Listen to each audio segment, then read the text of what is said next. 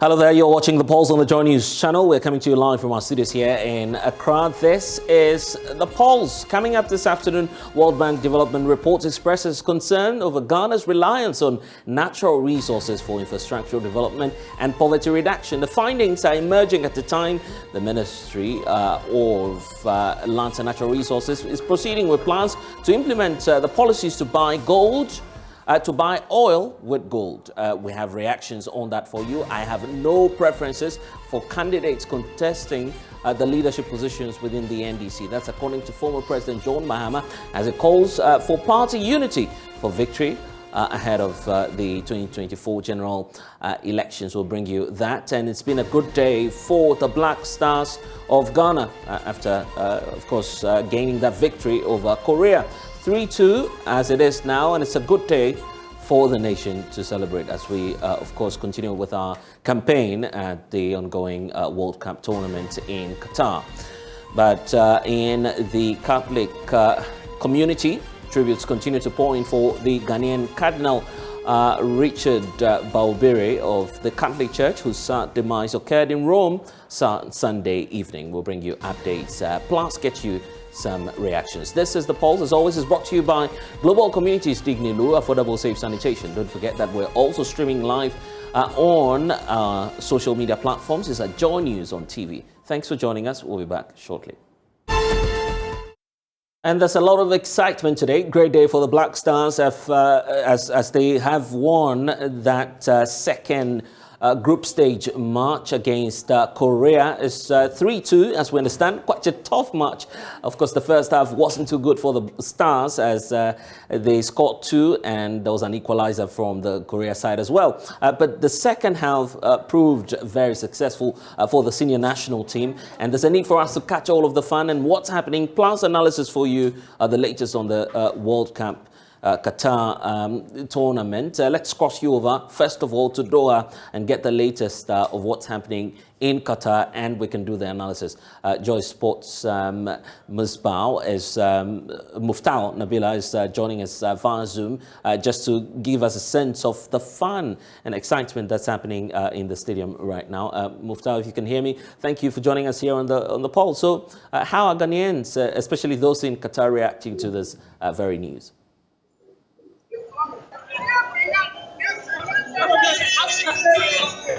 Well, apologies for that. Obviously, you can see at the background there a lot of Ghanaian fans celebrating simply because we've made it through, not through to the round of 16 as you would expect it, but at least we've won against South Korea. So let me bring in, of course, Joy Sports' Michelle, who's been watching the match as well. A tough game, you agree, for the Black Stars? Tough would be an understatement. It was a crucially, difficult game.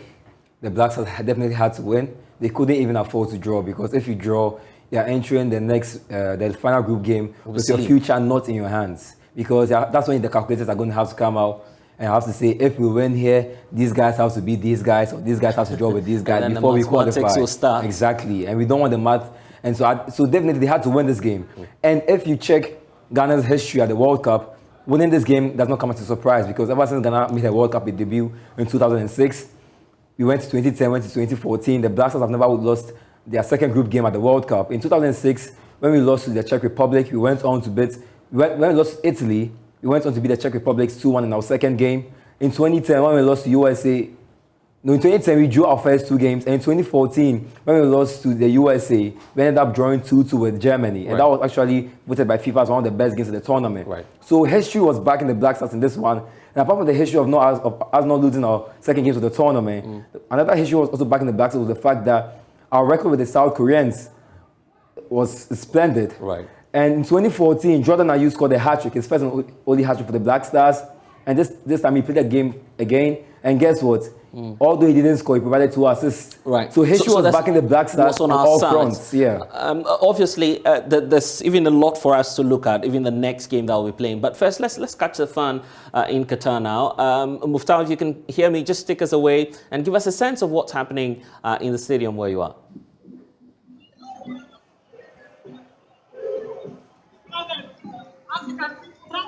Obviously, we're unable to hear Muftal now, but Lateef Idris, my colleague, is with the Vice President. Of course, there's a lot of interest in this game as well. Let's catch the fun at the Bukom Arena, where some Ghanaians are also watching the match there. Lateef, if you can hear me, just give us the latest of what's happening. Lateef, if you can hear me, just give us the latest of what's happening. I can see that there are some fans behind you there. Lateef, are you able to connect with us now? Hello, Lateef.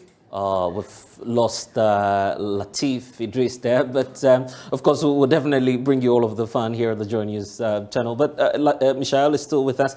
We're talking about how history was on our side, but then going forward, I'm looking forward to the next game that we have. That will be against Uruguay, just Friday, December 2nd. Reminds us of a lot, right? Obviously, with that one, we also have history, but the history in this one doesn't really back the Black Stars. I mean, I don't have to go around it.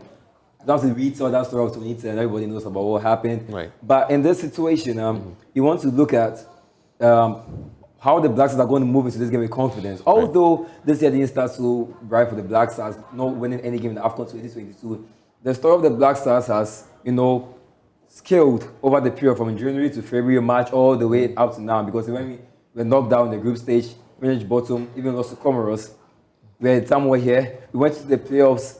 We had to change the face. We had to get rid of Milovan Rajevac and his men. We had to bring in Otu Ado and a three-headed snake to manage the Black Stars. We had to scale through Ghana, getting a draw, moving to Abuja, winning one, and not winning, drawing 1-1. And then that's when we also had to go and look for reinforcements. At that point in time, it was known that the Black Stars, if we wanted to do well in this World Cup, we needed some fresh players, because what we really had at that time was not deemed fit enough to go to the world stage. Right. We had to move around the world. The JF had to move around the world to get players like Mohamed Salisu, Inaki Williams, Sariq Lamte, and a host of other guys to make sure they... So it was a difficult one. It was a difficult period. So on this scale at which they are moving, you can say their confidence is being built day after day or month after month. And that's the sort of confidence they would like to take into the Uruguay game. Because even before this game, the commentary from the Black Stars camp was that they were confident, although they lost to Portugal, because they knew in that Portugal game, they had the Portuguese in their hands.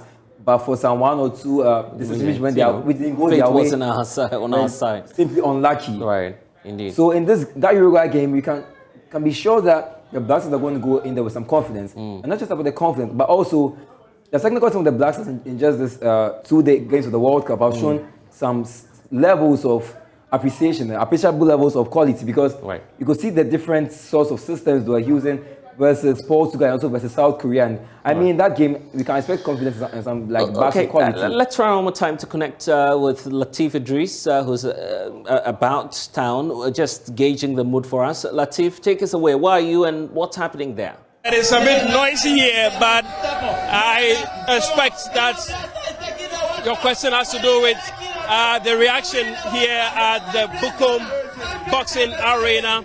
Is full of jubilation here.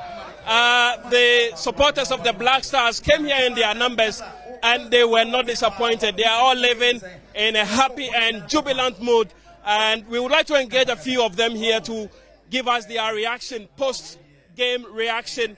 And let me start with this young man here. He has an interesting story about the Black Stars,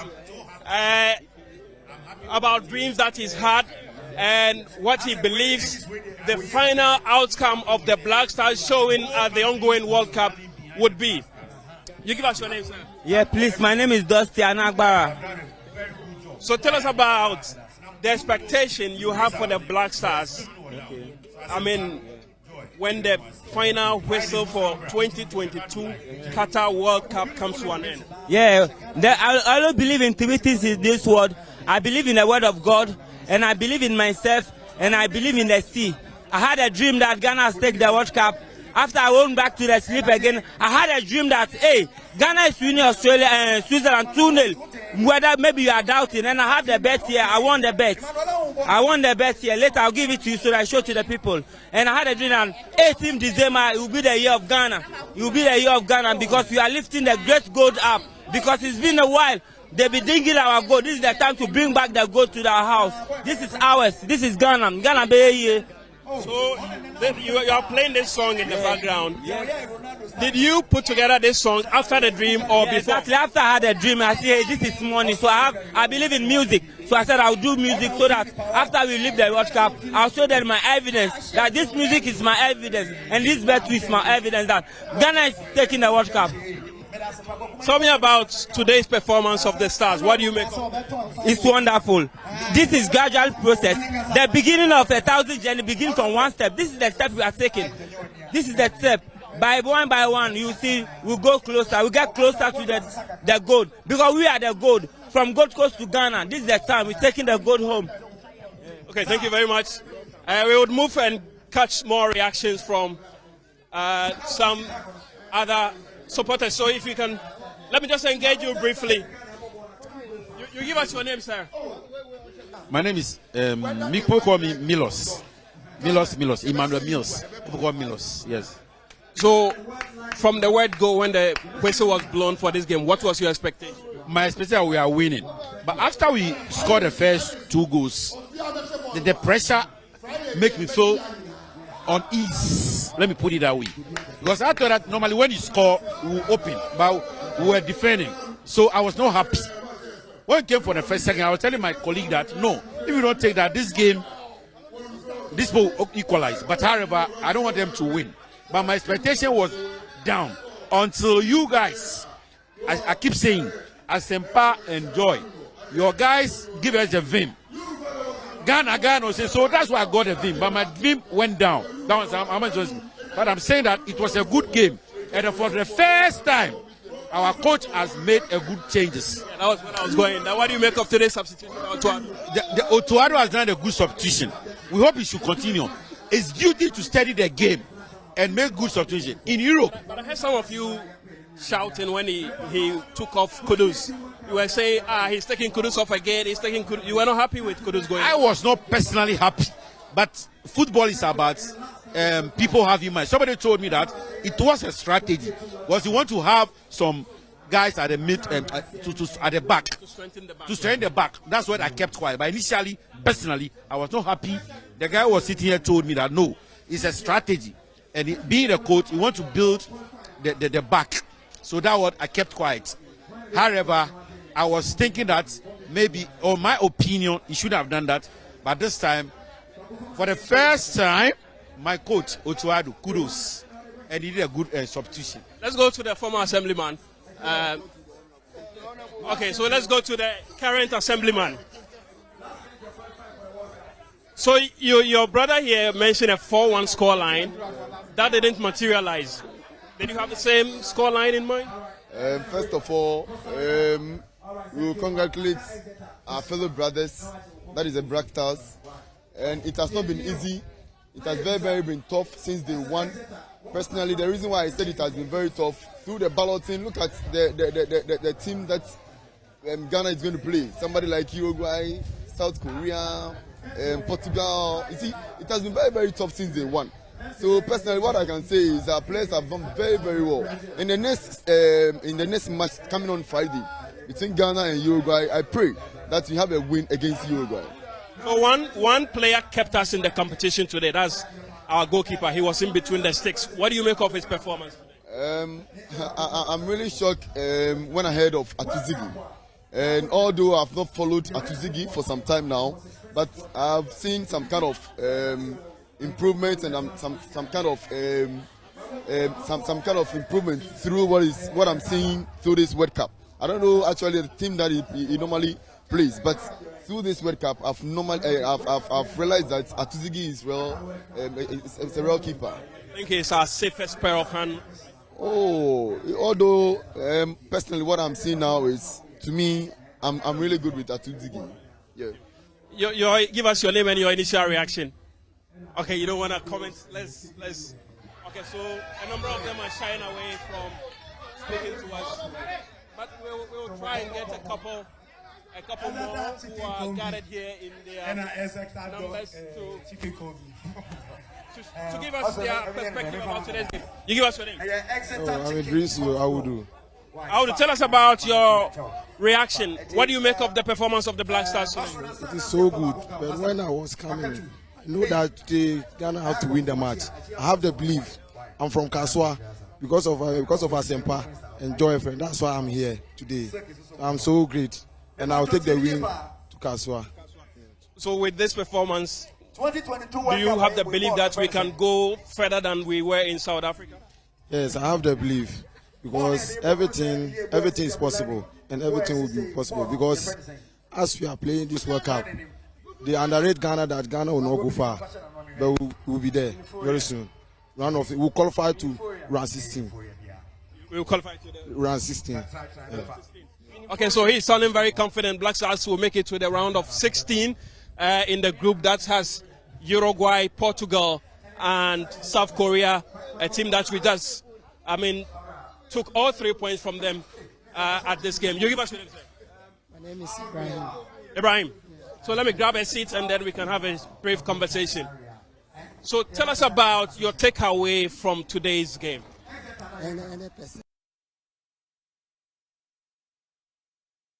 But a lot of excitement there on the streets of Accra. And tell us about your reaction as well. We're streaming live on Facebook. Just tell us how you're feeling about the victory today. But let's take you back to Qatar and speak to Muftau, who is, of course, in the midst of the jubilant crowd. Muftau, what can you report? Blessed, thanks for having me. If you're someone who knows your Ghana football history when it comes to the Black Stars participating in a FIFA World Cup, you would know that the senior national team has never lost a second game when it comes to playing in this tournament. In 2006, it was against Czech Republic. In 2010, it was against Australia. In 2014, against Germany. And today, against South Korea, the senior national team was able to walk away with a 3-2 win. That clearly tells you that history just repeated itself. I've been joined here by Maltiti and Farihana, and they watched the game here with me. Pretty quick, what did you make of the performance of the Black Stars this afternoon? I think the Black Stars were outstanding. When the goals came in the first half, we were like, well, this is quick, but let's keep the defense strong. Hopefully the second half will add more goals. When we got into the second half and then Korea scored the goal, it was scary because our defenders seemed like they were just running about. So it was difficult. The other 10 minutes was like watching paint dry. It was so difficult to comprehend because we were barely at the edge of our seat here in the stadium, just praying for the whistle to be blown, but the game had ended. But the boys outdid themselves. Atiziki, our goalkeeper, he really, really outdid himself today. Let me bring you, Farihana. I saw you quite nervous when the team was struggling to contain the pressure. How were you able to overcome this pressure? Actually, I had to go and hide in the washroom. It wasn't easy, but we are happy we won. Stallion produced the 10, and then that's it. Yeah. So the Black Stars at the moment have got their destiny in their own hands. It's a contest against a country that denied Africa, that denied Ghana, that denied the Black race an opportunity of making it to the semi-final of the FIFA World Cup. And this point is a contest against Luis Suarez, Uruguay. So what it clearly means is that on Friday, should Ghana be able to win against Uruguay, Ghana probably will be qualifying to the next round of the FIFA World Cup. We will be here once again to give you every single update that you require. At this point, we're going to listen to Otto, whatever he's got, his opinion after the game. What advice have you got for Otto? Okay, so basically, Otto, you need to work on basic game management. You went into halftime 2 goals ahead. What do? You come in from halftime fortified, bring in a holding midfielder, add on a defender, change things up. Don't be indecisive, my man. Stand up, you're a man, be serious. Otto, you can do it. Be a top-class coach. This is a World Cup. You need to be world-class. You don't need to be shaky. That's Muftau Nabila joining us live from Doha, Qatar, where the excitement is on. But it's not just there. We back at home are also excited. Fent was joining the host of Angels celebrating now. But of course, how was it like? You were giving all of the commentary at the time. And when the equalizer came through, I was just wondering what was going through your mind. It was a crazy game. Yeah. And really, everyone went through all the shifts of emotions, okay? And there were extremes, okay? One moment you're extremely delighted, the next moment you're sad and asking yourself why you support a football team in the first place. So, but it really was, even beyond the results of a cracking game of football. Generally, if you're a Ghanaian, you wouldn't have enjoyed that because most parts of it was filled with tension, especially those closing stages. But in the end, I think it was a good game. The team showed spirit, they showed desire, they showed fight. Good reading of the game from the technical team as well, and giving Ghana's first 3 points in this competition. And there were lots of history made in that game alone for various players and even for the country itself. First up, that's the first time Ghana has scored 3 goals in a World Cup game. Wow. And we've been to the World Cup. This is our 4th World Cup. Amazing. This is the first time a Ghanaian player has scored 2 goals in the same World Cup game. Kudus Mohammed's 2 goals is the first time a Ghanaian player has scored 2 goals in a World Cup game. It's the first time as well that we've even scored, we've been involved in a 5-goal game at the World Cup. So it's a lot to really unpack as far as this game is concerned. But bottom line, a certain record remains intact. And it is that Ghana has never lost a second group game at the FIFA World Cup. Good news for us. We're looking forward to the weekend. Friday. Wow. Friday against so let me take Uruguay. your predictions as we wrap up then. Well, I think it's a game. Listen, man, I have nothing else to say except Friday, we go to war. It's what it is. We're going to war. Everyone must prepare against Uruguay. For a penalty again. Because ultimately, think about it. Yeah. What it would do to Ghanaians if we could beat Uruguay and qualify on top of that. Yeah. But what would it do to us if they beat us, qualify, and kick us out again? That would be very painful. Devastating. Michelle, your predictions? We have to win, basically. I can't predict. We need to be very modest about this. With this energy they've carried, they literally showed fight. They started the war today. The fight they showed was incredible. You could see guys holding each other and pushing the South Koreans down and all of that. They have to carry that to fight the game. Because, it will be a holiday in Ghana. They should just send us over to the weekend on a holiday with a great win. And Charlie. Well, that's what we're all looking out for. That's what we are all looking out for. So, yes, since you're not giving any score lines, we just hope the Black Stars the best. But on Otuado, you want to say in brief words on I think he changed the team today, made 3 changes to the lineup. Initially, they didn't play well, especially the opening 15 minutes. But the team really picked up, and we like that. They showed a bit more bravery, and that's what we've been calling for. Because at this competition, we have all discovered that fortune has favored the brave. So if you can just be brave. That's how the South Koreans equalized. Yes. They came back in the second half, they were braver, got the 2 goals. But then we had to push men forward, got the 3rd goal, and there's shut up shop, basically. So credit to him. Yeah, and we look forward to that press conference happening in a few minutes from now. Expect the Joy Sports team to bring you all of the latest. This is Joy News. This is The Pulse as well. We'll be back shortly to bring you some more stories. Please stay. Okay, all right.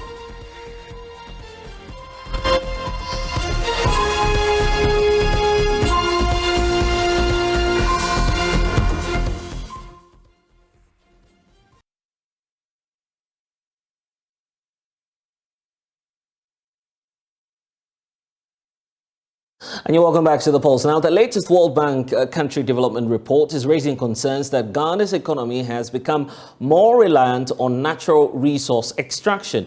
The concern comes in the wake of government's policy to procure oil using gold on the international market. Fuel prices in Ghana have remained high as the country struggles to get enough forex for oil imports. For now, government says it is negotiating a gold for oil barter deal to address the country's dwindling forex exchange reserve and also to address the rising prices of petroleum products on the market. Deputy Energy Minister Dr. Mohamed Amin Adams was on the probe last night with MFR Pal. I think that government, as you know, is concerned about some of the difficulties, that our economy is facing. And every day, every hour, every minute, we are thinking about solutions. We are also open to ideas, including innovative ones, that will help all of us solve the problems of our country.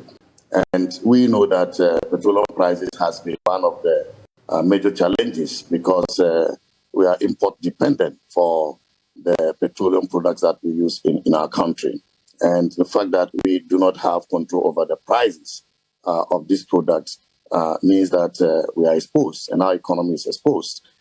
Inflation is increasing as a result of that. And then also the demand for forex dollars to buy the products. The fact is that the products are bought in dollars, but when they bring it in, they sell in cedis. They then have to go and look for the dollars from the market to be able to pay their suppliers in dollars. So this cycle imposes enormous pressure on the domestic currency. And this is why we also experience depreciation in our currency. And so to address the two challenges of pricing and then also at the same time reduce the demand for dollar, the pressure on our cedi, this idea was conceived. And we've been discussing it behind the scenes, and we will further from this week engage the citizens of Ghana more on the operationalization of this policy. Okay. Now, to explain to you how this policy will work. I'll get to how this policy will work. I'll get to how the policy will work, because this involves gold, our precious mineral as a country. Why is it that the Vice President announced this through his Facebook page, and it appears that it was the same time that we're going to read the budget? How is it that it did not find expression there, but rather on the Facebook page of the Vice President? That's the key question that people are asking. If this is an important deal for government, should it be through a social media platform? Well, I think that we must not take this out of context. Government will use any means to communicate to the citizens of Ghana.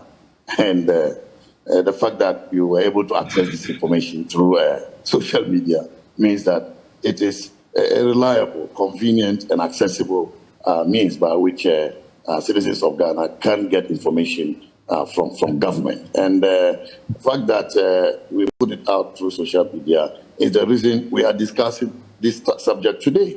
And many other people who haven't seen it through social media will have the opportunity to listen to this program and understand it better. And as I said, we are going to further engage stakeholders, some of whom have been engaged over the last 3 weeks, and we are not ending it here. We will continue to engage. You know that policy making is not an event, it's an ongoing process, and this is what we intend to do. Okay, so let's talk about it, because it appears that even before the announcement, a lot of background work had already started, and I know you are key in this negotiation. Let's talk about it. Where exactly are we with talks on this? So we have been engaging with a number of stakeholders, those in the oil industry in Ghana. We have engaged the Bank of Ghana. We also have been talking to oil suppliers, those who supply petroleum products to our country through the BDCs. And we also have been engaging gold refiners as well as gold brokers. And so extensive discussions and consultations have taken place over the last 1 month. And this is why, at this point, we are confident that we can implement that policy, hence the announcement by His Excellency the Vice President. Now, the main factors that we need to look at to implement this policy are, as you asked, do we have enough gold to exchange for our oil requirement? And secondly, do the oil suppliers agree to accept gold in exchange for the product they supply to our market? You know, so these are two fundamental factors. And for both factors, I can say, yes, I'm very affirmative. We have enough. Well, although we have enough gold, the World Bank is increasingly getting concerned that the country is becoming reliant on our natural resources. In the latest Climate, Country and Development report issued by the World Bank Group as of October this year, there are concerns about how Ghana is failing to manage its natural resources. So let's bring you excerpts of what that report says right now on your screens, and portions indicates that Ghana has achieved major development gains over the past 3 decades, but progress has slowed and there are causes for concern going forward. Now, the economy has become more reliant on natural resource extraction, and poverty reduction and job creation have slowed. Ghana has not fully managed to convert its natural wealth into sufficient infrastructure, human and institutional capital to continue to grow at a fast rate, and it has become the country has been depleting its renewable natural capital. Now, on the projections for gold and other resources that we have, the indication is that Ghana sought to fuel our development by leveraging the markets. But as it stands now, debt sustainability is a concern compounded by the crisis, which is obviously the COVID-19 pandemic, and we know of the Russian-Ukrainian crisis as well. Beyond that, there is the shifting demand patterns from the global decarbonization that will also have some implications for Ghana. So the projection is that going forward, we may have a situation where, of course, obviously now, as we know it, 3/4 of our exports are concentrated on oil, gold, and cocoa, all of which will be affected, as the projection is now, by global decarbonization efforts. So we'll have particularly oil and some of these resources affected by the projections on the market. So let me bring in now JoyNews. He is the former Director of Operations for the Ghana Association of Small-Scale Miners. We also do have Dr. Yusuf Sulemana. He is an energy strategist. Thank you, gentlemen, for joining us. Doc, I'd like to start off with you. Of course, you've heard the analysis there by the Deputy Energy Minister. Talks are already going on with the Emiratis and in some parts of Europe. Will this deal be a solution to the problems that we're having in terms of having cheaper fuel on the Ghanaian market? Thank you very much, Blessed, and good afternoon to you and your charity viewers in Ghana. And my big congratulations to our gallant Black Stars for this victory. Yeah, so I've heard the Deputy Energy Minister mention very interesting points. Yes, we do have an issue, and the issue here is about, our ability to be able to make up the shortfalls in our forex. And so, a policy like that, of that nature, of that quantum, if on the surface, if it's able to close that gap, what the gap I mean is that on monthly basis, I think we need about $450 million to be able to import finished products. And that is a huge burden. And I think Bank of Ghana is not able to make up for this. And so if this policy is in a way is to complement what's already existing so that we don't unnecessarily put so much pressure on the dollar in terms of the scarcity or the availability of the dollar, I think it's a good thing altogether. That's on the surface. But Blessed, if it delves into it, we already have, my concern is already the existing market players that we have. The downstream, as we speak now, it has come to stay. It has contributed about 8% of our GDP.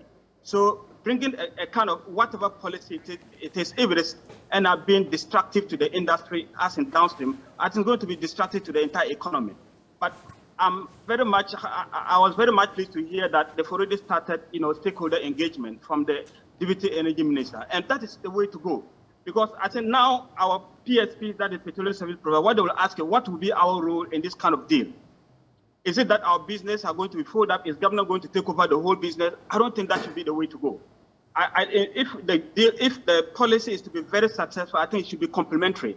And it should be seamless, such that they can roll in the existing PSPs who are already holding the market, so whatever differences that they cannot make up. If the gold to oil exchange is going to work on that, I think that should be a way to go. So going forward on the surface, I think it's beautiful, but I think a detailed analysis has to be done so that, the gain should not be disproportionate to the loss that we potentially have to, we can be potentially be subjected to in terms of our downstream players. My problem, we shouldn't affect the downstream players. Otherwise, that would be a disaster. You'll be explaining that for us shortly, because there's a need for us to understand you on that point. But do we have the capacity in the first place? And I want to hear from Emmanuel Yorinchi, who has been the former Director of Operations for the Ghana Association of Small-Scale Miners. We just heard the Deputy Minister there indicate that we're able to produce, for instance, the 8 billion tons of gold that we may be in need of for the year. But from your perspective, Emmanuel, you're in chief, what analysis do you have on that? And first of all, is this a feasible policy going forward? Yeah, thank you very much. And kudos to our gallant Black Stars. And good afternoon to your cherished listeners and viewers, especially small-scale miners across the country. Yes, so to start with, yes, I think even the small-scale industry alone has the capacity to foot close to 250 million US dollars worth of gold on a monthly basis. And then this is the small-scale alone. Therefore, if the community mining part is also brought into bear, and then I read also from the minister's release that had some form of negotiation with the large scales as well, and that somehow they have agreed to contribute 20% of their total gold production. If that is correct, then I think that the industry is more than capable of footing the bill of 450 million US dollars as we need for that. And look, it's a good thing, it's a good policy, and I'll urge every Ghanaian to support it, because we mine the gold here. And once it is mined, you don't need to convert it to another currency and then back again. I.e., what we are doing now, we mine the gold, we buy or we sell it in the local currency. People bring in dollars, we purchase, they convert that back into the local currency again, you know. And in every conversion, we lose some value, and therefore, this particular proposition that we use the gold directly, I believe that it will go a long way to help our economy, and it's long overdue. Within our country now, the biggest concern is about illegal mining. Do you see any connections here? There are some skeptics who say, what government is trying to do, well, the timing may not be right, because you're channeling all of your energy to sanitizing the small-scale sector and dealing with illegal mining, and yet you're going on this ambitious target of a demand-driven, aggressive search for gold. The belief is we may be resurrecting tendencies of illegal mining. Do you share that same fear as well? Not at all, my brother. You know, this particular government have put in place some serious measures in dealing with the illegal mining canker. And I believe that it has yielded some results. And with the needed effort and concentration, we can even achieve more. One important thing that I want all of us to understand is that the mining industry is one of the well-regulated industries in the country, and therefore, if also government will channel a fraction of what government spent on, for instance, Operation Halt, and give it to the agencies that are responsible for regulating the sector, i.e. Minerals Commission, EPA, and the rest, I believe that we can easily arrest that problem or reduce it to the barest minimum. And then with this new found love of gold for our oil, then basically governments and all involved, all stakeholders should come together and then make this thing work. And again, do so in a very sustainable way. Yeah, I'm glad you're stressing on the sustainability aspect. Dr. Yusuf Suleiman, do you equally have concerns about safety? Because yes, we may be solving one problem, but we might end up creating another. Yeah, so that's a fact, and such a policy, it has to be well thought through, and it has to be sustainable. That is the key word. Because, like I said, you don't try to solve a problem and then you end up creating another problem somewhere. And in fact, the problem that potential could be created, that could have significant impact on our GDP, like I mentioned. You know, so but I always believe the fact that if you have a commodity that you have competitive advantage on, and you can leverage on that to solve key problems, I don't have any problem with that. If you do have enough gold reserves, you know, and then we can take part of that to be able to do this kind of deal, I don't have any problem with that. I think the Deputy Energy Minister mentioned that we do have enough gold reserve. That is something that I'm struggling to, you know, well, is it the case that you doubt the figures, for instance? Yes, I mean, we need, well, I don't have that much of detail, but I think we need about 450 million US dollars. And if you look at on monthly basis to be able to import this finished product. So my understanding is from where I stand, what I'm trying to say is that it should not be like a complete rollover. It should be partial. If it is on a partial basis, whereby we are only coming in to complement, whatever the BDCs cannot make up in terms of the dollar availability, that should be okay. So we will just take the deputy minister on his word that we do have enough gold, to be able to do that. If we do have, I don't have any problem with that. Then what somebody can also say, why don't we then sell the gold, get the dollars and inject into the system? That can be an easy way to go, anyhow. But all that depends on the kind of strategy that we want to champion. For you, which one would have been appropriate? Ensure that which one would have been appropriate? Any distraction onto our downstream sector. Right. At the end of the day. You, which of the methods is balloon? Doc, for you, which of the methods would have been appropriate? Taking the gold, selling it, and of course bringing in the forex. Yeah, so yes, that if you have available people who can buy it, and we do have it in that much, that is easy. In fact, the reason why barter trade came to, we shifted away from barter trade, is the fact that, currency trade became more flexible. So because when you're going to barter trade, you need to be able to identify that the other end, the other person going to the other, he requires that same, he needs that, the person also urgently needs that product. Other than that, people are going to be taken advantage of, especially if our partners that we're going to deal with, they really are of the view that Ghana will need the petroleum product so much, and so they can take advantage of that. So in any case or in any day, I think currency trade should have been better as compared to barter. Like I said, but however, if we are not able to get the gold converted to US dollars and use the US dollar to come into the system just to manage it, and the easier way is to use the gold, then that would mean that we'll have to have enough gold reserve. If you have enough gold reserve, I think that shouldn't be a problem. But I think I would have gone for, if you have ready market, we have the gold, we have ready market, and people can buy it. Of course, gold is supposed to be bought in hard currency. Let's buy it and bring that currency and then use it to stabilize whatever we do. But I think that's going to be difficult. Maybe that's why we are going into this kind of barter system, whereby probably somebody has the petroleum product, available, and then we also have the gold. That is not a problem at all. But there is a little bit of constraint. There's no flexibility in barter trade, I can tell you, unless the two parties or the two partners are interested in each other commodity. And I think the deputy minister mentioned a point that the buyers are interested, and we are also willing to do. So in that case, we only need to negotiate and make sure that we are having the value for the gold. Okay then, Emmanuel, for you, complementing the efforts of the large-scale sector, obviously the negotiations may not necessarily be targeted at the small-scale level, but then the question is, should we be involving, or in fact, to what extent should we even be involving the small-scale sector as we roll on this gold for oil policy?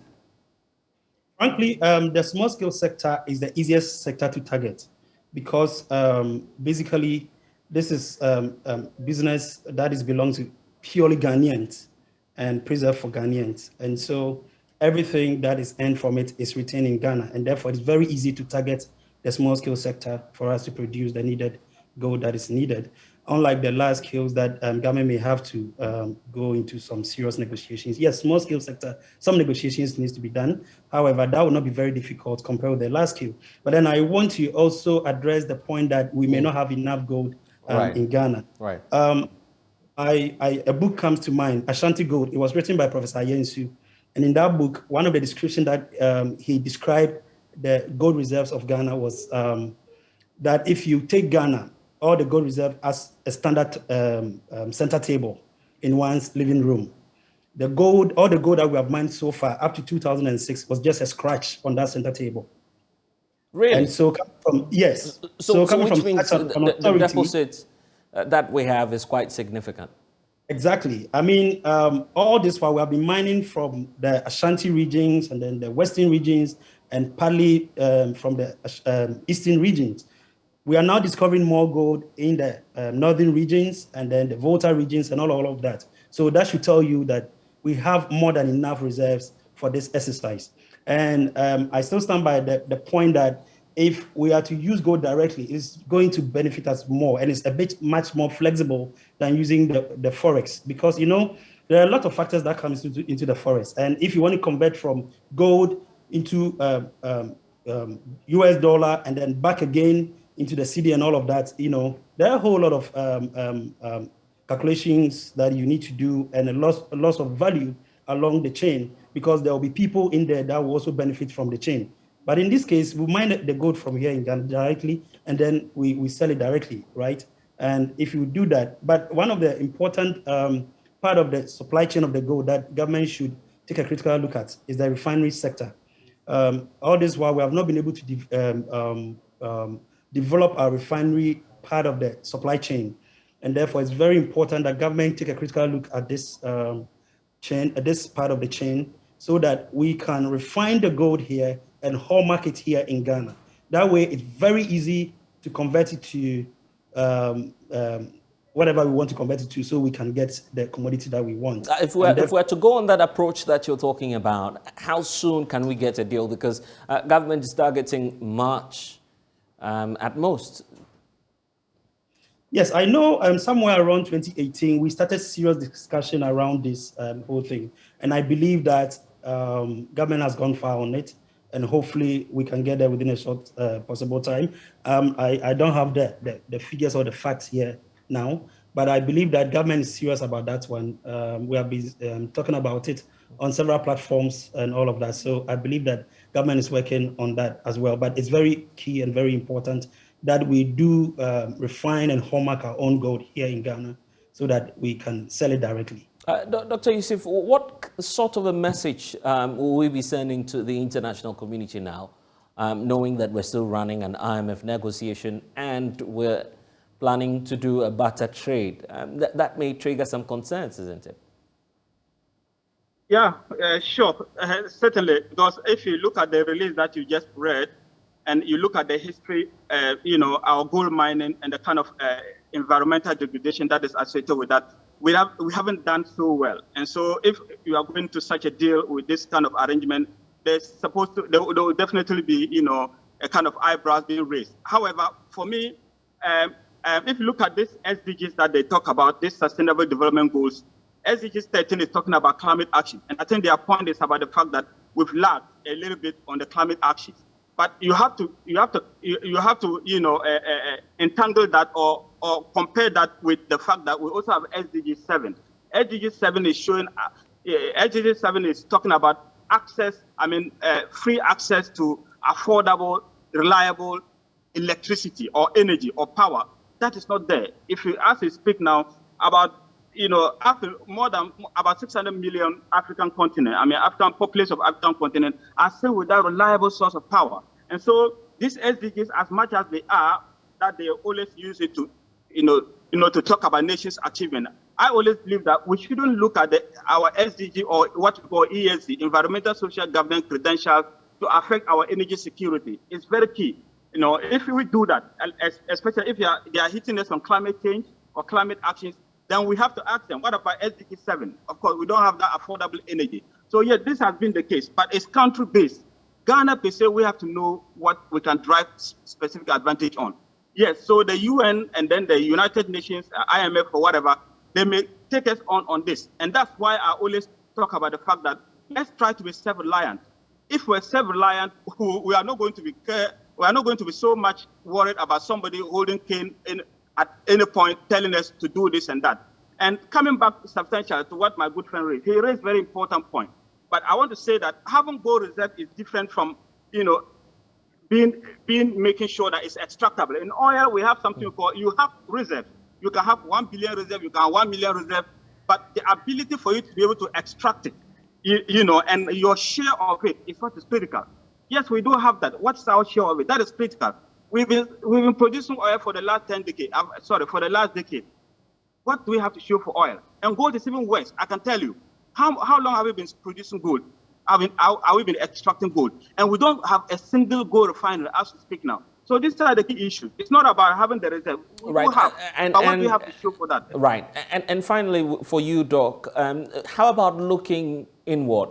The belief, or some experts have also, thrown about that argument that we could renegotiate the terms on our oil fields. That's another way to go while we ready tour and then deal with our problems domestically. Is that a feasible approach to take? Yeah, so in this particular, let me come to the upstream. Like you said, I'm not too happy about what has happened in our upstream. We have 3 oil fields as we speak now. We cannot produce more than 200,000 of oil per stream day. That is so unfortunate. The upstream side, we are not doing that so well. But this particular problem that we have, I think it has to do with the downstream side. And so a more credible conduit that I would have advocated would have been an inward solution. What we are doing now is not an inward solution. And I can tell you that it may not be sustainable. The sustainable way is for us to actually refine the oil here. We have to have a very efficient oil refinery. If you have a refinery and it's very efficient, it can churn out this finished product. These forex issues will be a thing of the past. Blessed. So yes, as much as they want to do this barter trade, I go with the fact that internal solution is what is sustainable. And in this particular situation, the credible internal solution would have been to have a local-based refinery that is robust enough to be able to do that. And I think we are capable. So may not require more than $500 million. We are using 450 to import finished product every month. What are we doing to ourselves? Right. So let me give the final words to you, Emmanuel, as we wrap up on this conversation. Yeah. All right, thank you. I mean, for years, gold contribution to the Ghana's GDP cannot be brushed aside. It has contributed significantly to Ghana's GDP. I believe that this particular policy, gold for oil, is very important for this country, and it's long. All should run around and support this government to do this. And governments should also look at how we are able to empower locally refineries that are going to be able to refine and hallmark our gold. And then also government should invest directly into our gold sector, especially through community mining and small-scale mining. That way we can produce more than enough, and we can shore up our forest reserves so that at the end of the day, we can strengthen our city, and it will help everybody. It's important that we support government. All right, then. Yes. And we're grateful for your time. Emmanuel Urinchi, former Director of Operations for the Ghana National Association of Small-Scale Miners. Also, you heard from Dr. Yusuf Suleiman, an energy strategist. In a related development, the bulk oil storage and transportation company, BOST, says moves are underway to expand its critical infrastructure, which is part of the strategic measures to ensure price parity across the country. The institution declared profits for the very first time this year after years of making losses. Experts have argued that the efficient running of BOST would have eased the burden on government in terms of finding a solution to this fuel crisis. Edwin Provençal, Chief Executive Officer of BOST, did a sit-down interview with us a couple of weeks ago, indicating what measures are being taken to cushion Ghanaians. The last 2 years of your tenure appears to be going well for you in recent times. You've received some commendations from the sector minister, Dr. Matthew Puku-Prempeh, who appears to be elated by some marginal gains you're doing here at BOST. We're learning that, of course, in the last 10 years, you've turned the tide and you're beginning to make profits. Ordinarily, if you set up an organization, you would expect that some profits will come through. But this has not been the trajectory for BOST over the years. Yeah. How did you make this work in the first place? Thank you. Thank you very much. And thank you to your listeners. This journey hasn't been smooth. It's been very rough. I mean, I got in here in 2019. But then I had some predecessors who had started some work from 2017. The picture in 2017 wasn't good at all. I mean, the company was on the verge of comatose, collapse.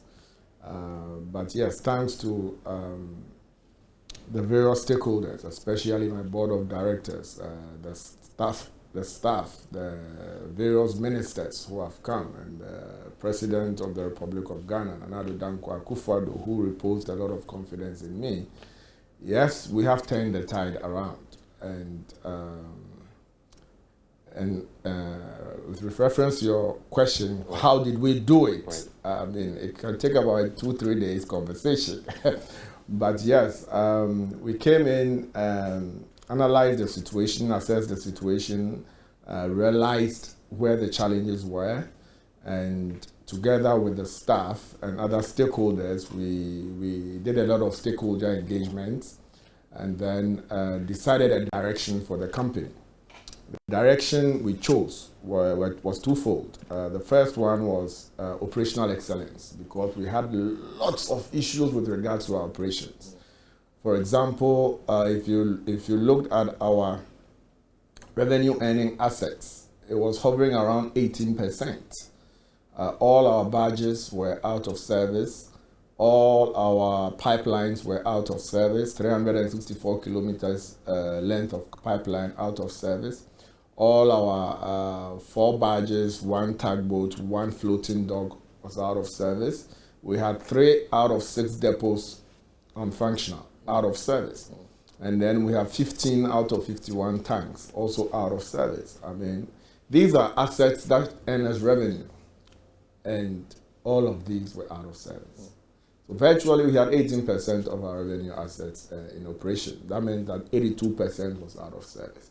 If you also looked at the financial side, the liabilities on our heads was humongous.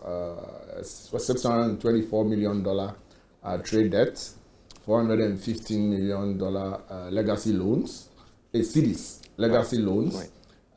We had BDC claims on BOST, 37 million, and then $109 million capital CAPEX liability on our heads.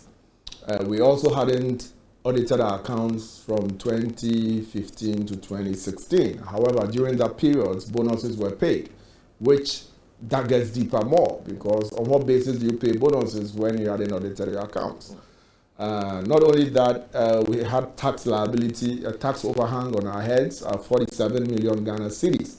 And then BOST margin, which was, everybody, I'm sure you'll talk about the BOST margin. Yeah, we'll get there. The BOST margin was voted in, as of 2011 was 3 pesos. That was when the last increment happened. And fast forward to 2019, it was still 3 pesos. The BOST margin had lost almost 80% of its value. And the BOST margin is earmarked to help operate and maintain the BOST infrastructure, as well as expand if there's excess. So that is, in a nutshell, that is the company that came to meet. We had a CAPEX liability, contingent liability in terms of cases, because we didn't have money. A lot of people had taken us to court. And if you quantify the worst case scenario in terms of the judgment debt, it was hovering around 161 million Ghana cedis. In fact, the Auditor General is beginning to raise some concerns about some of these issues. We'll get into them shortly. But as of now, you're running at a profit of about, in absolute terms, over 160 million cedis. Yes, as of 2021. That's laudable, but for some experts as well, it's just a drop in the ocean. I mean, based on our capacity. Based on your capacity and what's happened, I mean, over the past few years.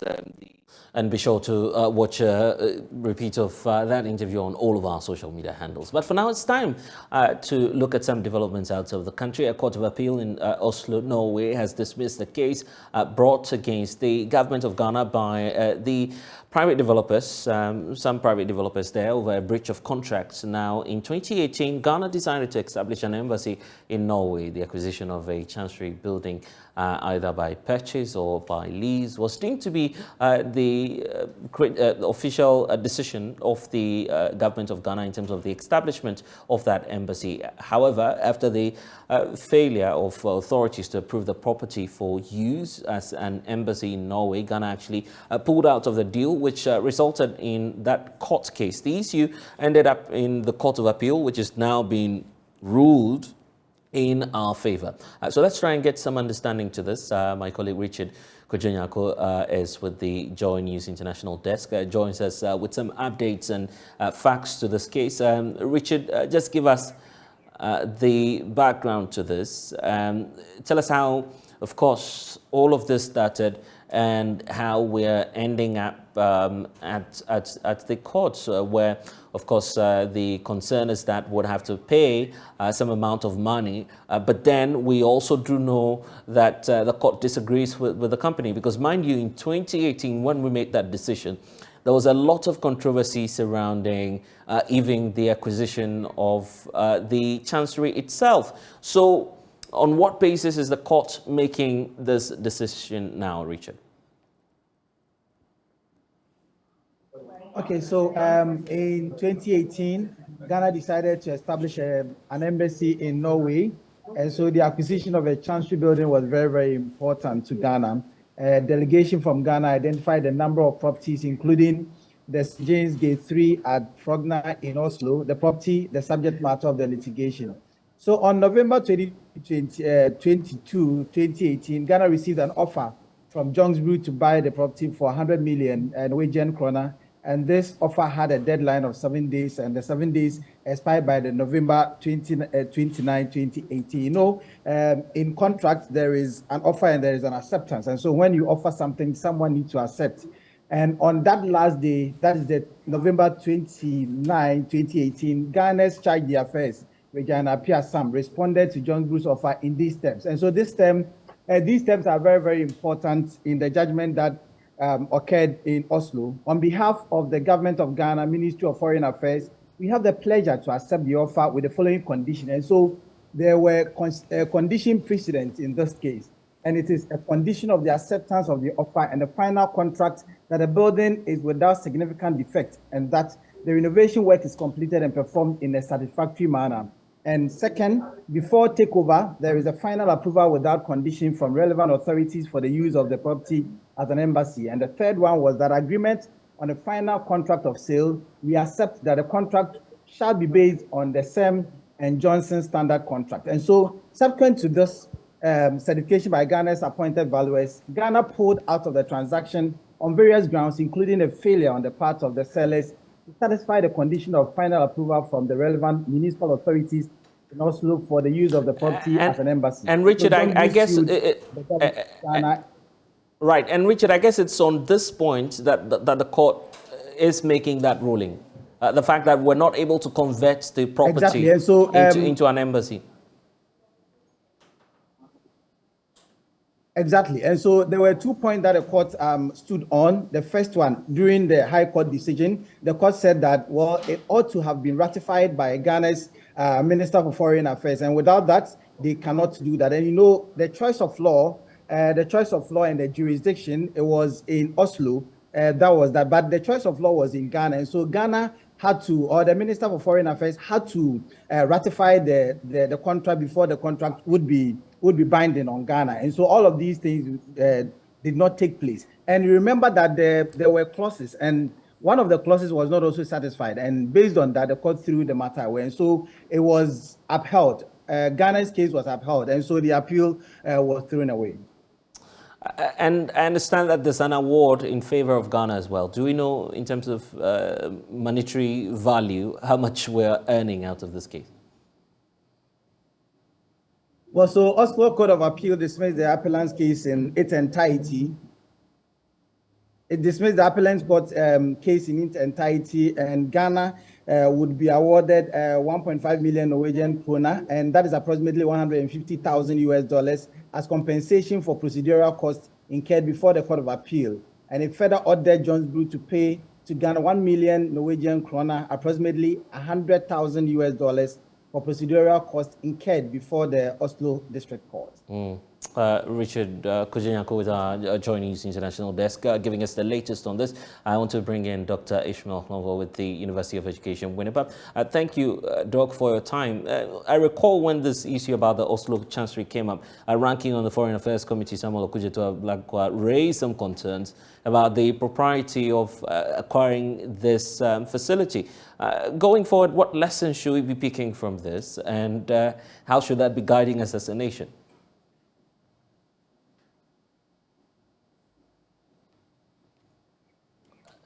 Doc, you'd have to first of all unmute so I can get the point you're making.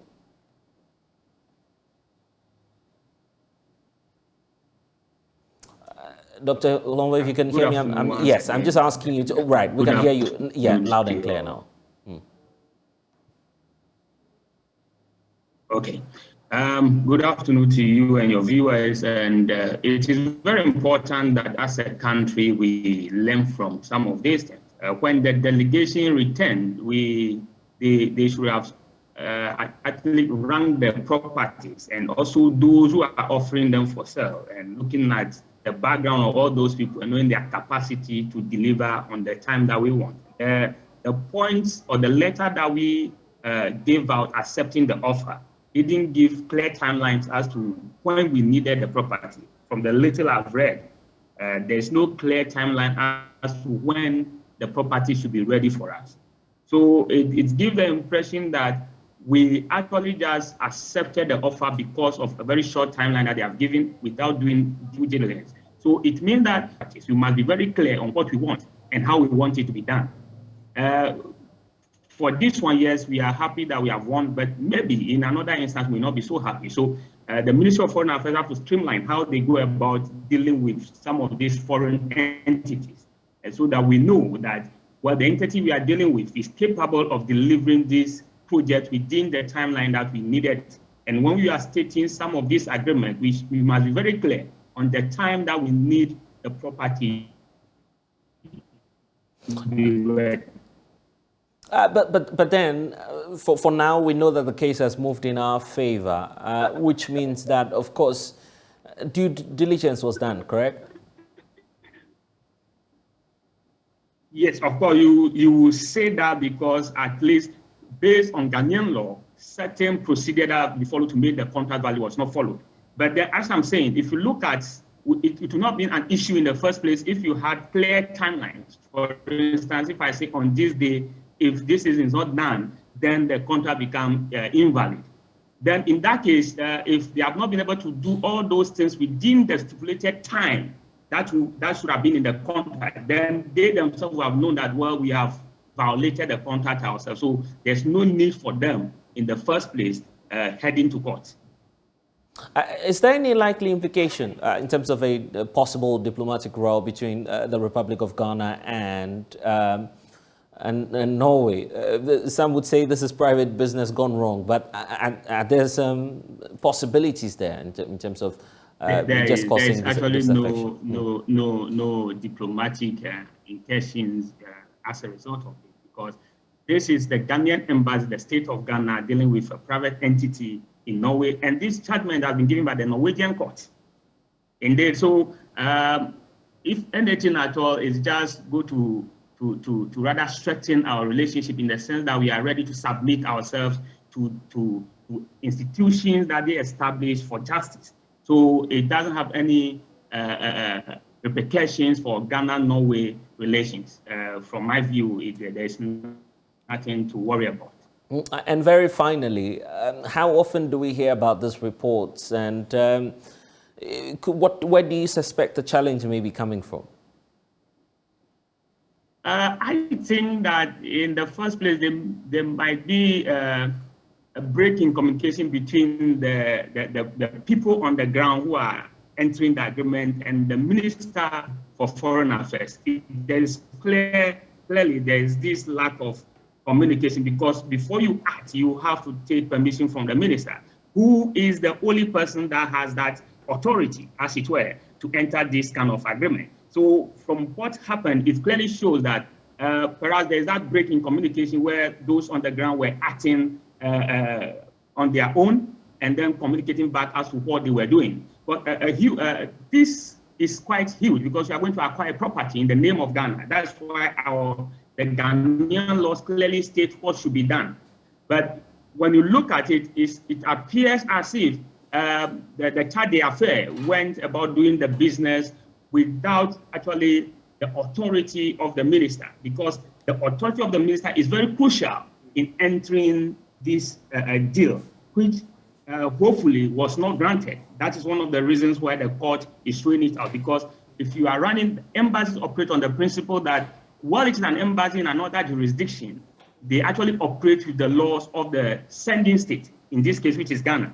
So the sending state, that is Ghana, the laws of Ghana govern how we enter some of these international transactions. That is how come we are at the positive side of it. But I think that going forward, we must always streamline our communication so that the minister is always aware of what's going on. So that if you want to acquire the property, yes, a delegation is sent, 7 days period was given as to whether you accept or not. Yes, the minister have to make those decisions and communicate back to them. But this one looks like, yes, we rush into making the decision to get the property. And along the line, we realize that they are not able to deliver to our expectation. So that's why the issue of due diligence came in. How did we end up selecting that group and their property? Apart from selecting the property, did you also do some basic work on the group that is in charge of the property to be able to be sure that that group is capable of delivering to the quality and the standard that you want within the period that you want it? If that is not done, then you have a situation like this, where the group goes about doing what they think they could do, but at the end of the day, they were not able to give us what we wanted, and therefore we have to pull out of the deal. So if you had done a proper work on the group, their capacity to deliver, which other groups were they working with, all those kind of things, then you will know that yes, they have the ability to get the approval and all those processes within the time that you want them. So if it appears that we didn't do any necessary background check on the group that offered the property, and therefore their capacity to deliver was not considered, and at the end of the day, they were not able to deliver. And of course, because as I said, from the point you gave, there are no timelines. So therefore, they assume that, well, we are on course to deliver what you wanted, and you pull out along the line. If you are giving them clear deadlines, then pulling out becomes much easier. All right. Dr. Ishmael Lomo, we are grateful for your time here on The Pulse. Now to politics, former President John Dramani Mahama has revealed that he has no preference for any of the aspirants who have penciled their names for the impending National Democratic Congress National Executive Elections next month. Addressing regional and constituency executives and stalwarts of the party in Wa, John Dramani Mahama stated that he is the father of the party and has not taken sides, and will work with both the victors and the vanquished after the election for the party to achieve victory in 2024 election. Upper West Regional Correspondent Rafiq Salam now reports. John Dramani Mahama, in an interaction with the regional executives and some stalwarts of the party, averred that despite the tremendous development brought by the National Democratic Congress, which has bettered the lives of the people, in 2016, the new Patriotic Party poo-pooed and deceived Ghanaians into believing that he was incompetent, and the party voted out. The cascading effect is the untold hardship on the people. Whatever happens in this country affects everybody.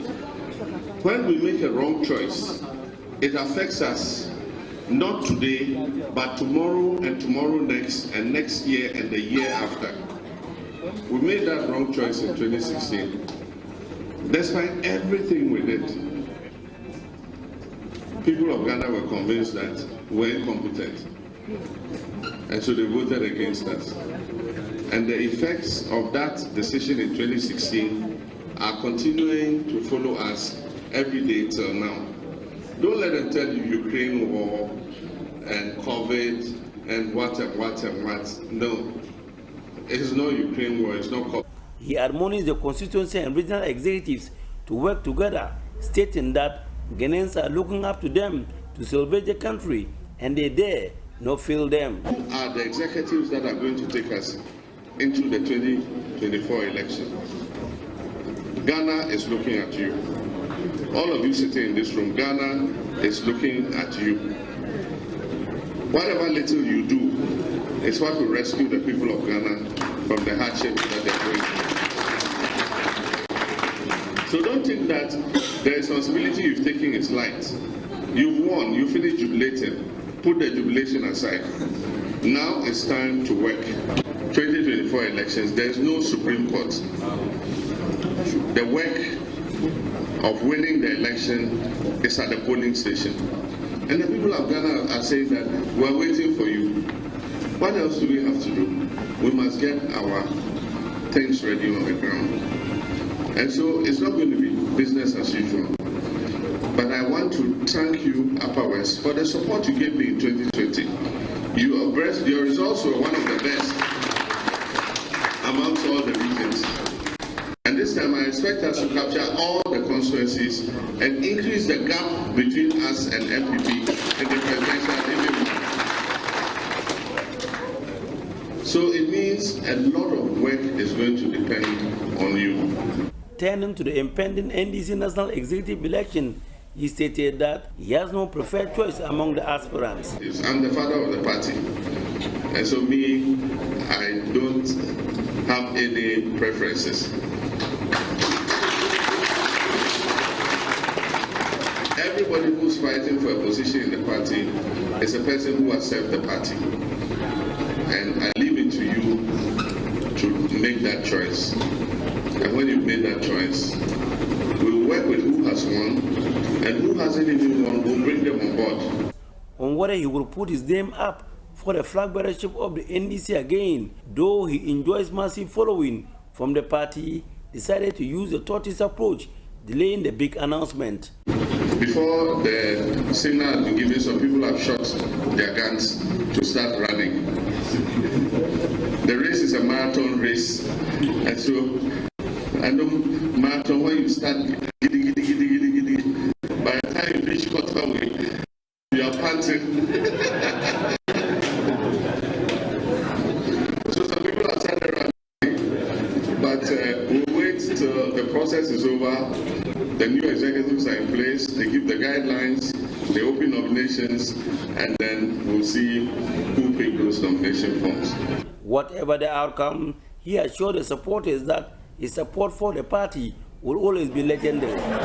But I want to say, in whatever position I occupy as president, having been given the opportunity by this party to be a former president, I'm always going to be there for this party. Whether I'm the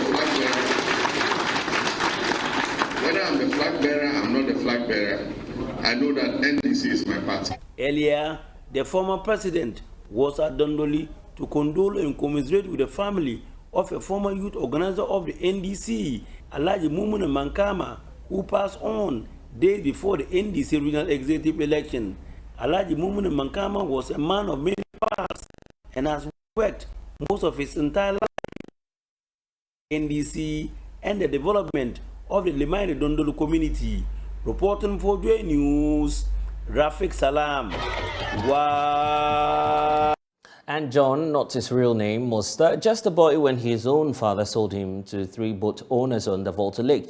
His masters forced him to engage in hazardous fishing activities, but he managed to escape and is now in Class 6 and already on the path to becoming a professional footballer as he hopes to represent Ghana at the World Cup. Maxwell Agua went to visit him in an island community in the northern region and now reports. I am in a canoe heading to an island community in the northern region to meet John and his mother. When John was a boy, his father took him from their family house at Dodowa and trafficked him to a fishing community called Esuoso, close to Hausa Kope in the Pru district. His father allegedly took money from 3 boat owners. His mother tells me John's father came for him under the guise of getting him to start school, but rather sold him to some fishermen on Lake Volta. About 4 months ago, I heard my son was engaged in dangerous fishing activities on Lake Volta. I cried. was determined to find him. I really prefer to take care of him. I sold some of my personal possessions just to take care of him. I bumped into my son at Yeji. It was unexpected, and I am grateful to God.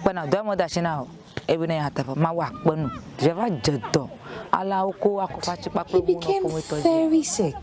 He was beaten by the boatmasters, and that affected his health.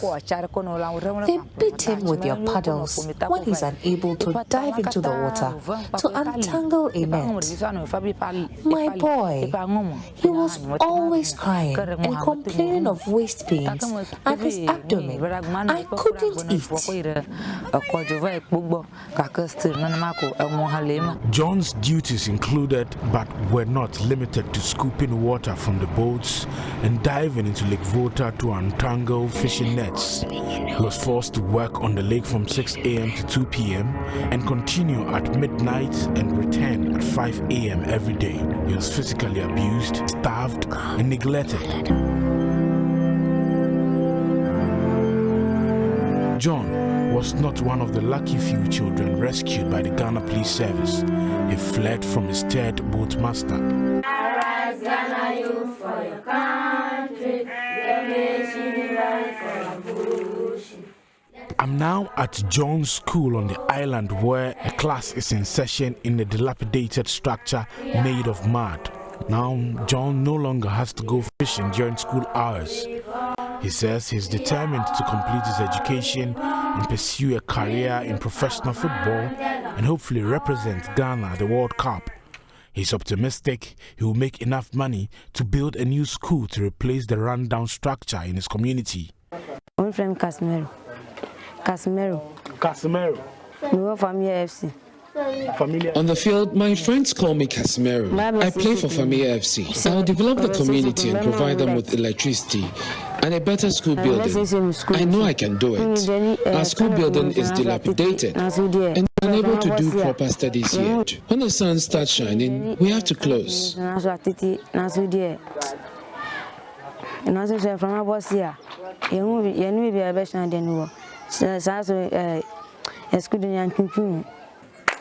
The head teacher here at John's school says all attempts to get authorities to fix the dilapidated school structure have proven futile.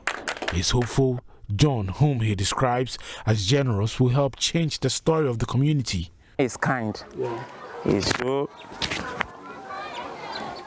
to us. When we talk about football aspect, he's one of our key players in the school. And he also show due respect to the teachers. I think the issue of child trafficking has been a worrying situation to almost all. I've now met Godwin Awudi. He's assembly member for the Yeji Traditional Council electoral area. 31 children were rescued at the Yeji in the first quarter of 2021. His assembly is working hard to ensure more children are rescued from fishermen and boat owners who are using them for hazardous work on Lake Volta. Oh yeah, a lot of stories have come up. You know, our place happened to be a fishing community. And of course, when you have a fishing community, you should be thinking of trafficking. Our place here happened to be a destination. You know, in terms of child trafficking, we have the source community and then the destination community.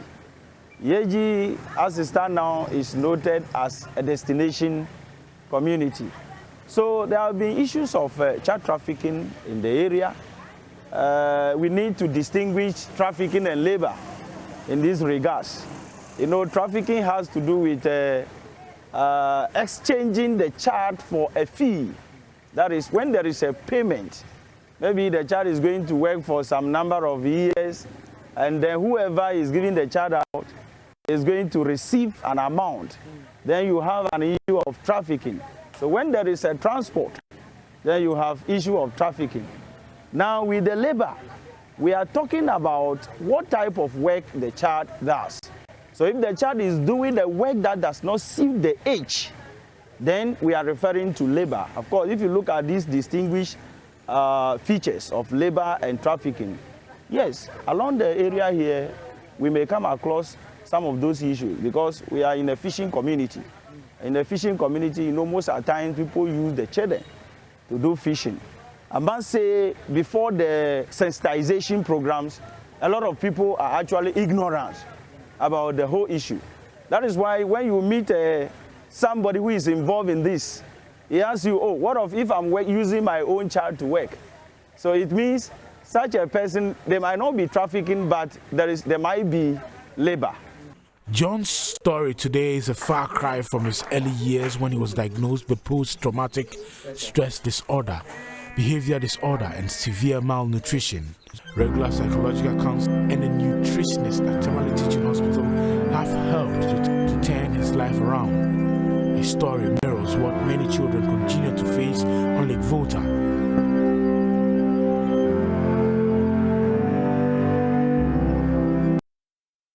And members of Parliament will this week debate the 2023 budget statement presented last week ahead of the passage of the bill. Of course, Speaker of Parliament is warning for government. Alban Bagwin says government should not be using sheer bravado to push through their revenue measures, but dialogue with the opposition party to find a common ground. The Speaker says anything other than this will lead to acrimony and conflicts which will not augur well for the economy.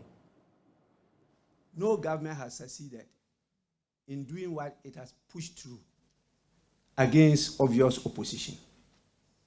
Parliament matters, the opposition matters, but ultimately the people matter. And so throughout, whether on democratic or democratic governance, when the red flags are raised and you still insist and try to push through using bravado, you always end up in calamity. And so, again, Parliament matters, the opposition matters, and the people. So this rates revision, we need to talk together and agree on it.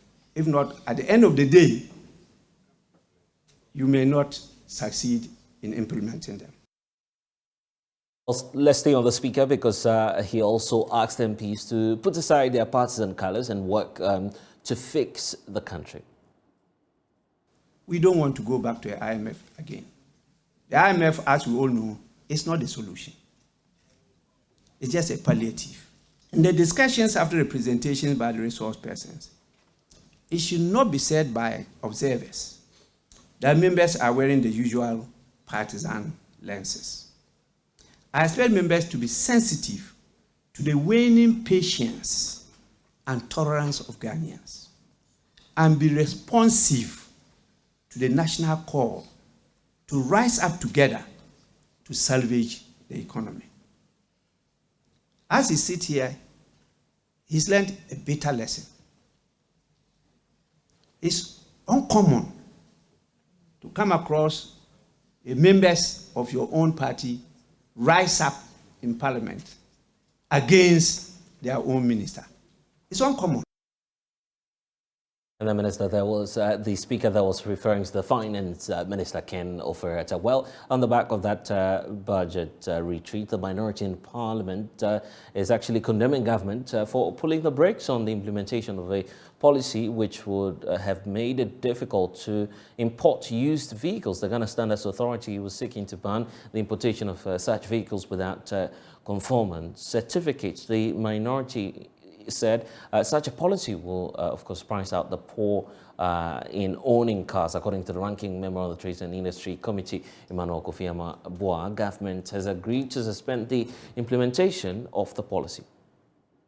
We got a letter from the Ghana Standard Authority, and our fears came true that the Ministry of Energy, the Ministry of Trade and Industry has basically called for a halt to that announcement, because they did not do the proper consultation with the mother ministry, and that the plan by the ministry is to work on a legislation and a long-term plan before this policy is rolled.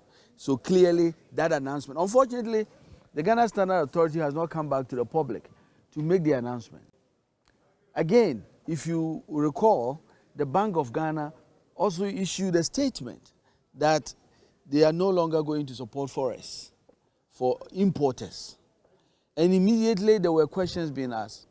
We know that our ultimate objective, and this is what Ghana has been striving for from day one, to make sure that we can add values to the things we have comparative advantage here and stop the importation of almost everything. But the reality is that today almost everything we use in this country is imported. And that is why every government, from Kwame Nkrumah with its import substitution strategy, has been working to make sure that we can have industries that will produce the critical things that we need. Unfortunately, as we speak today, this government's flagship policy of one district, one factory, if I ask the one critical question, has that been able to really address one problem of the things we import? I mean, can we point to one factory in the last 7 years because of 1D, 1F? We can say that because of this effort by 1D, 1F, we are no longer importing rice, we are no longer importing poultry, or we have even cut it by 25%. There's none. In fact, the imports have increased. And now when you look at the supply disruptions because of what is going around the world, for government to basically make such announcements in the heat, we met GUTA, we met Association of Ghana Industries, and they all talked about three things. The three evils of the cedi's depreciation, inflation, and quite frankly, high interest rates.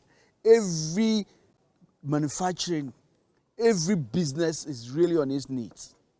So can you imagine we complicate it when we have no plan in place in this period where we are in December close to Christmas, and we create a disruption where even the few manufacturing companies that we have in Ghana will not be able to import the necessary inputs in the midst of crisis in the world.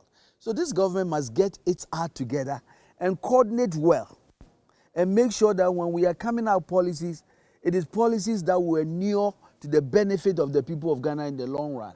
It doesn't look like all the things that are happening are part of what we are saying. And ranking member on the Road Transport Committee, Kwame Governs Abuja, while commending government for taking this decision, also tasked officials to dialogue with all stakeholders during the suspension period. Policy. I want to take the opportunity to thank Ghana Standards Authority and the Minister of Trade for listening to our position, and that is the basis of the 24th November letter saying that issue has been suspended. We believe once they've done that, let's do the second step. That is go back and do proper consultation with importers, assemblers of vehicles, and those who engage in trading of used vehicles, so that we can come up on a appropriate day that we can roll out this. Nobody is against Ghana having the capacity to assemble vehicles, but I don't think we are there yet. So now that they have suspended the program based on what we have said, I think they should activate the second step, which is to do the proper consultation so that together we can implement this policy and not hurt any part of our economy, which is already struggling. Those that are fit for purpose, the modalities you put in place for them to be imported should be there. I have no doubt that the vast majority of vehicles on our roads are vehicles imported into this country as used vehicles. Yes, I agree. So whilst we build our own capacity to import or assemble vehicles here, until that activity leads to a cheaper or relatively cheaper vehicles assembled here, we are not there yet to be able to do that. I don't know how many Ghanaians actually buy brand new vehicles. And as far as I'm concerned, this is the worst time to implement that policy. And that is why I want to commend government for heeding to our advice and withdrawing this. Now that they've done that, we shouldn't go to bed and then they raise it next year. Let's start the proper consultation so that the implementation of this policy would inure to government and the citizenry as a whole. And that's all we have for you here on The Pulse. I'm Blessed Sogah. Thanks for watching. We'll see you tomorrow. Next is Let's Talk Showbiz, but that will be after this break. Please.